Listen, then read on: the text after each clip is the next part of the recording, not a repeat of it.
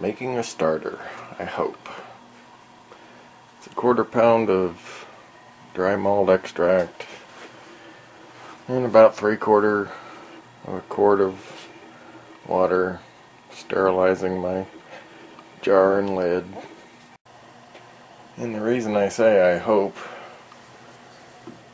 because this is my harvested yeast from last year.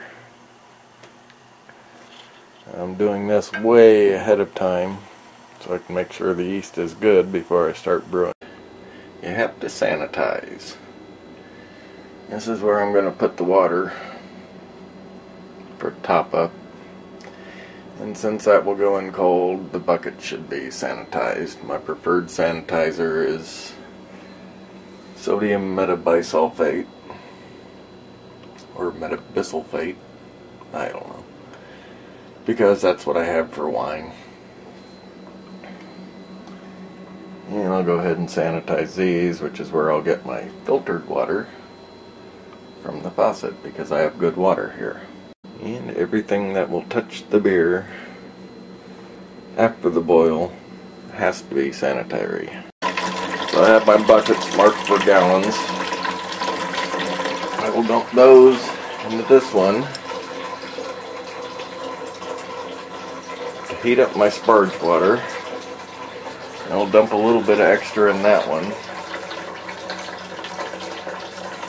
And then I'll fill up a bunch in this one for top-up water. So I have this computer program which pretty much really helps. I don't know how you brew without one, or make good beer without one. And it will tell me how much water I need. While I wait for the water to get up to 179 degrees as per the program, I'll get my grains weighed out. I got 6 gallons warming, 3 gallons in there for top up. The program tells me I need 7.5 gallons total, so I should be safe. My water ton is a 28 quart cooler with a PVC valve on it and a PVC manifold. I drilled holes in the bottom of it. Probably too many holes, but it works. My grain mill is homemade. I made the rollers on a lathe I have. Crush it into a bucket, dump it in the lauter tun. The grain is all crushed and in the lauter tun. Okay, get my water in there. Time to stir it.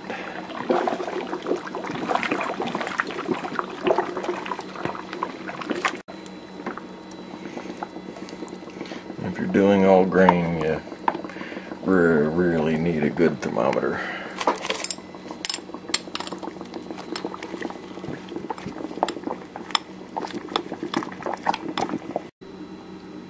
This is where the program really comes in handy for me, because it works for me. It says to hold the mash at 154 for 1 hour, and because of the program and putting in my lauter tun specifications, the 174 got this to set up right at 154. So while I'm waiting for that to lauter, I measured out my first hops addition. 1 ounce of Goldings. Like with most things in the kitchen, if you take your opportunities of downtime to do the dishes, it's not so bad when you're all the way done. There's about 10 minutes left and I'm going to check it for conversion. I'm sure it's converted. And I'll go ahead and leave it for an hour just to show you.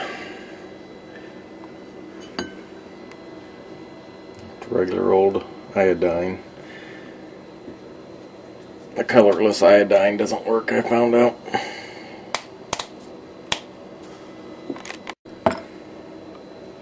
Take a drip of the wort and a drip of the iodine.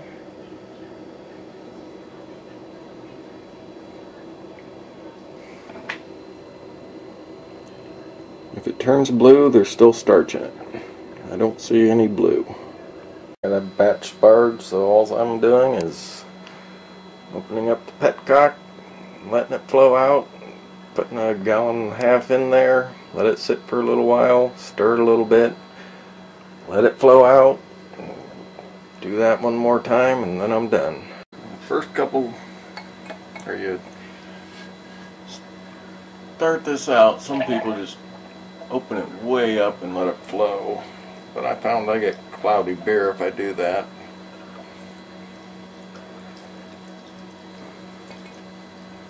I let it run out slow.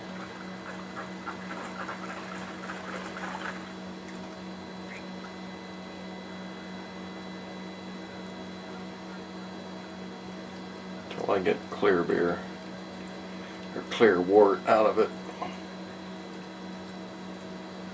And you are supposed to clarify it no matter what you do.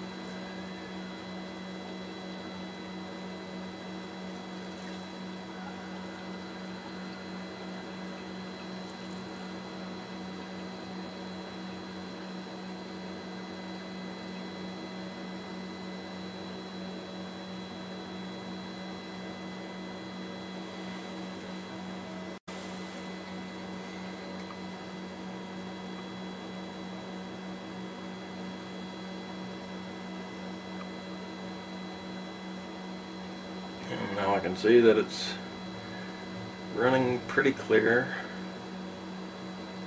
So after this one, I'll just let it go.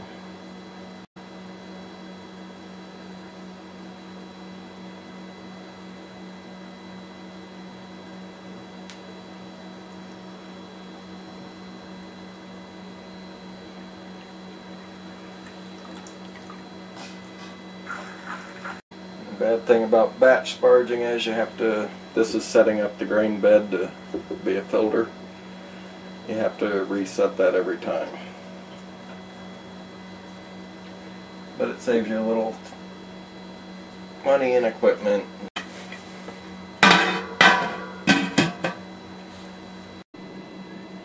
I close off the petcock and dump a gallon and a half. For this recipe, a gallon and a half of 168-degree water. And here's something I do that's not quite normal for all grain. I just checked with my refractometer, and my third runnings are specific gravity of 1.026, which is pretty high. And that's because I have a concentrated wort boil with my 5.5 gallon pot. So I will put a little bit of water in the mash and take a fourth running that I'll put in a separate pot and use that as my top-up water later. There's 5 gallons of wort with a specific gravity of 1.053. Lines on my spoon are how I know it's 5 gallons. And the program estimated the specific gravity to be 1.051. And if you brew long enough, you're going to have a boil over, and especially if you push your pot capacity like I do. The way I avoid boilovers and learn from my mistake, or my experience, use the thermometer. The problem is people go away and then they come back and it's boiling over. Well, use a thermometer, and when it starts approaching 200 degrees, you don't take your eye off the pot. My fourth running gravity was 1.019, which is within reason. And I should take a pH test on it, but I think my strips have gone bad. Speed things up a bit, I put that one across a couple burners. Alright, it's just starting to boil. And you see this foam is starting to rise. And that is why you get the boilovers. So if it should happen to rise up above the level of the pot, you turn off the heat and let it die down. Turn back up the heat, let it rise up until it stops doing it. And once you get past that, you can get it back up to boiling, and then you can walk away from it for a while. Now that it's boiling, I could add the hops, but I'm waiting for the foam to die down, because if I add the hops now, it will just skyrocket up and there will be a boil over. Alright, ready to throw in the hops and start the 1 hour timer. And the camera's on a tripod because this has to have a free hand to hit the heat off if it does try to boil out.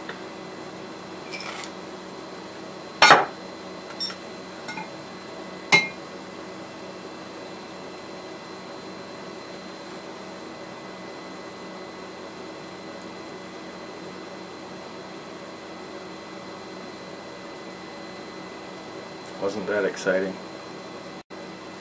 Too bad we don't have smell-o-vision. Starting to smell like a brewery in here. While you wait for the time to get the second hops addition in there, good time to get your carboy and siphon hose all sanitized and the grain dumped in the compost bin, which is what I just got done doing. And the levels up on this because I added my 4th running of mash.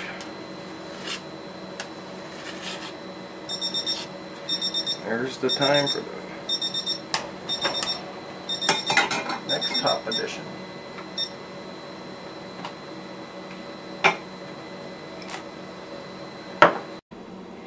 And it's time to get your wort chiller rinsed off, because at 15 minutes left you're going to put it in the boil to sterilize it. And this is not a big deal. You can make your own. It's just 25 or 50 foot roll of copper that you wrap around something round. Put some hose clamps and some hose with a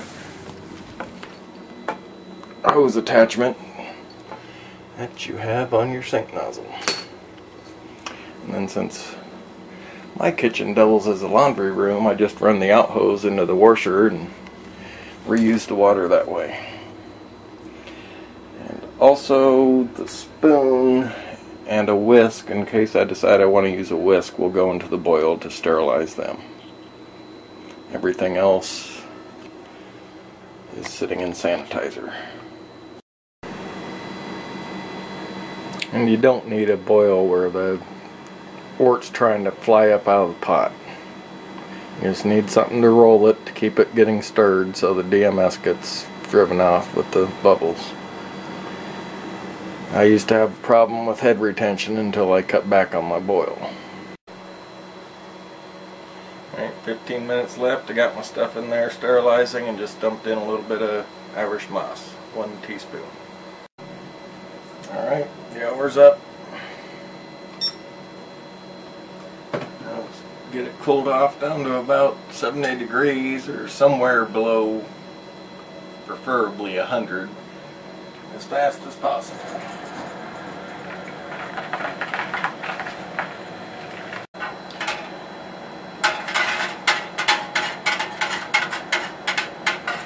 This side is very cold.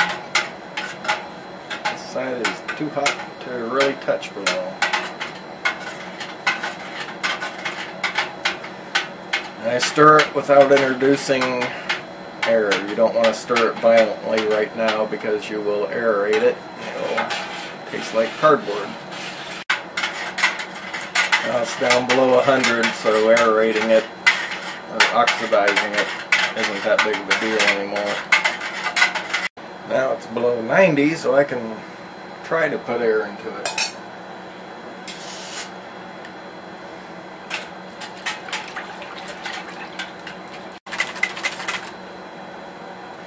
And that's below 70 in 9 minutes. That's why you need a wort chiller, and chilling it fast because it's cold break, which helps for a clearer beer. Now I'm creating a whirlpool, so all the crud that's congealed in the hot and cold breaks will form a cone at the bottom, and I can siphon off the outer edge. And right now it's very susceptible to being infected, so you don't want to leave it open too long or put anything that's not been sterilized in there.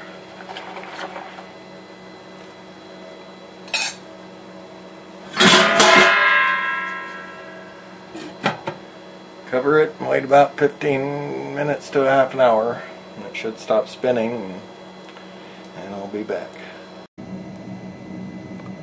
This program is Beersmith. Here's another good thing about it, the dilution tool. I know my specific gravity of the concentrated wort in the pot right now is 1.058, and I know I want 1.042. So guessing I get 4 gallons, and I add 1.25 gallons to get up to 5.25 gallons. The final specific gravity will be 1.044, which is right about where I want it. And once I know exactly how much wort I get out of the pot, I can run this back through, find out exactly how much water to top up with.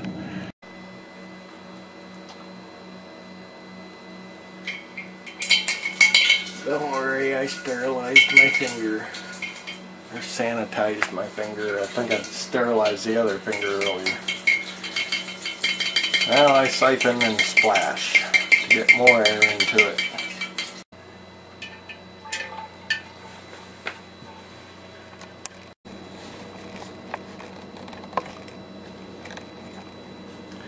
Because I added water, I gotta stir it up before I took a reading. Otherwise it won't be mixed, and the reading will be from a part that's a higher mix or a lower mix than the rest of it.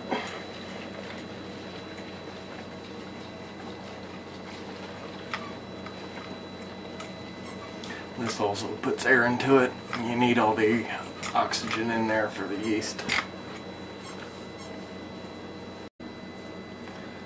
Right now it's wort. My yeast starter. Some people wait for their yeast to be totally done. I like to pitch it at high Kreuzen.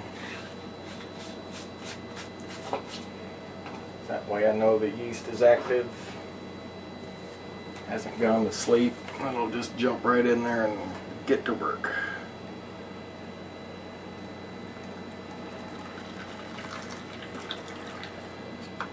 And the reason that other people wait for it is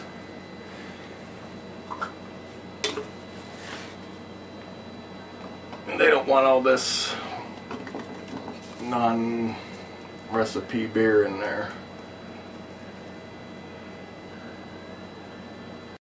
You have to mix it up to get the yeast off the bottom, because especially with this kind of yeast, it'll be pretty well caked against the bottom.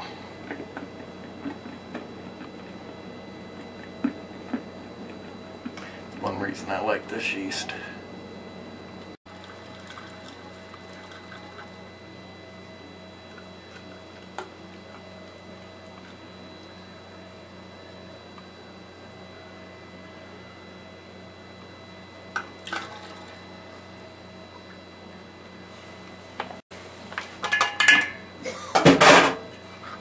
And now it's beer.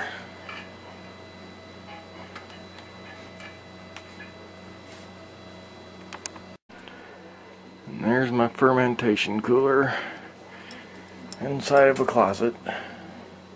It's just some Celotex cut into a box.